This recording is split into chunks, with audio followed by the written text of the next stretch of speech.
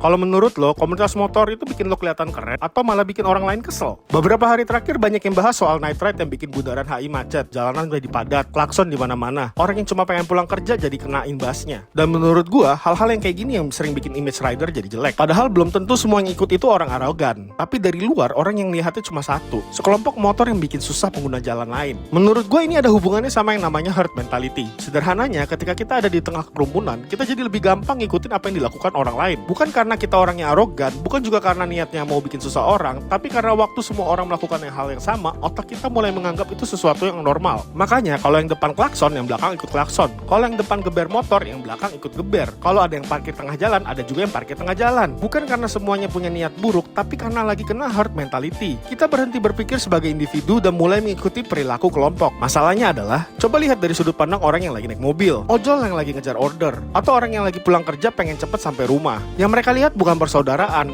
yang mereka lihat cuma rombongan motor yang berisik yang cuma bikin jalan jadi susah dilewati. Makanya gue pribadi memang gak terlalu suka acara riding yang terlalu besar. Bukan karena gue anti komunitas, justru karena gue suka riding. Kalau isinya lebih banyak berhenti, gas rem, lebih banyak bikin macet, bikin gaduh, gue malah kehilangan bagian esensi yang paling gue suka dari naik motor. Makanya kita pun kalau touring itu membatasi maksimal itu 10 motor. Menurut gue, rider sejati bukan diukur dari sebanyak apa rombongannya, tapi seberapa besar dia bisa menikmati jalan tanpa bikin orang lain ikut menanggung akibatnya. Karena buat gua, naik motor itu bukan soal kelihatan keren, tapi soal perjalanan. Kalau perjalanan kita malah bikin perjalanan orang lain jadi susah, mungkin ada yang harus kita pikirkan lagi. Brotherhood itu bukan cuma soal saling menghormati sesama rider dan komunitas, tapi juga menghormati orang lain yang berbagi jalan dengan kita.